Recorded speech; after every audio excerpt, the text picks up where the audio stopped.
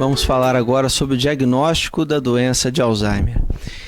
Nós não temos nenhum exame atualmente feito de rotina que diagnostique de forma fidedigna a doença de Alzheimer. A única maneira de você diagnosticar uma doença de Alzheimer é através da obtenção de um espécime do cérebro, que é uma coisa que obviamente ninguém faz. Bom, o diagnóstico ele é feito com a história clínica, se baseando no fato de existir um quadro progressivo de esquecimento, com alterações cognitivas, alterações da atenção, enfim, todos aqueles sintomas que eu citei previamente. Associado a isso, você faz testes, testes como o Mini-Mental, o teste do relógio, que são testes simples e rápidos de triagem em consultório. Bom, após esses testes, você pode lançar a mão, se você tiver conhecimento, se você tiver técnica para isso, ou se você dispuser de um psicólogo treinado em neuropsicologia, de uma bateria de testes neuropsicológicos, que com certeza, pelo menos na minha opinião, é uma das ferramentas mais úteis no diagnóstico e no acompanhamento da doença de Alzheimer. Você lança a mão da ressonância de crânio ou da tomografia muito mais para excluir outras patologias, ou seja, outras doenças que possam estar causando os sintomas da doença de Alzheimer do que para dar diagnóstico. Você não pode olhar uma ressonância e falar, olha, isso aqui é doença de Alzheimer. Apesar de existirem alterações que sugiram, essas alterações elas não são tão específicas assim, tais como a atrofia do hipocampo e do córtex entorrinal.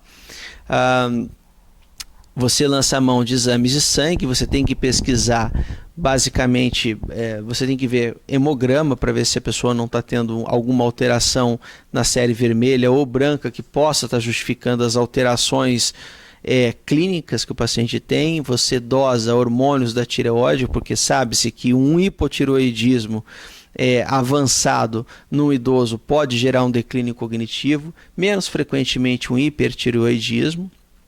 Você lança a mão da dosagem do VDRL para ver se esse indivíduo não é um portador de sífilis terciária que cursa com sintomas neurológicos, muitas vezes com quadros demenciais.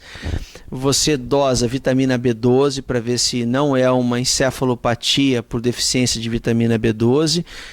Existem artigos recentes também falando sobre a dosagem da vitamina D. Ela não é solicitada quando você vai fazer pedir o protocolo de alto custo para liberação das medicações, mas é interessante dosá-la.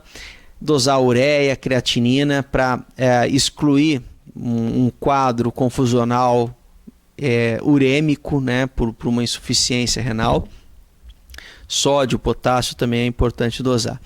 Bom, basicamente esses são os exames. Quando você pensa numa possibilidade de uma outra doença ou quando o quadro está muito atípico, daí você vai investigar a doença que você está pensando. Por exemplo, você vai estar pensando, por exemplo, numa doença infecciosa que possa estar gerando a doença de Alzheimer, ou então o indivíduo está desenvolvendo uma demência rapidamente progressiva e você está pensando às vezes numa doença priônica ou numa doença autoimune, que é um diagnóstico diferencial. Então você lança a mão de exames mais específicos. Mas normalmente na apresentação típica do Alzheimer a sequência é essa: quadro clínico, avaliação neuropsicológica, exames de imagem, exames de sangue. E a partir daí você elabora um diagnóstico e inicia o tratamento. Bom, foi um prazer em falar com os senhores.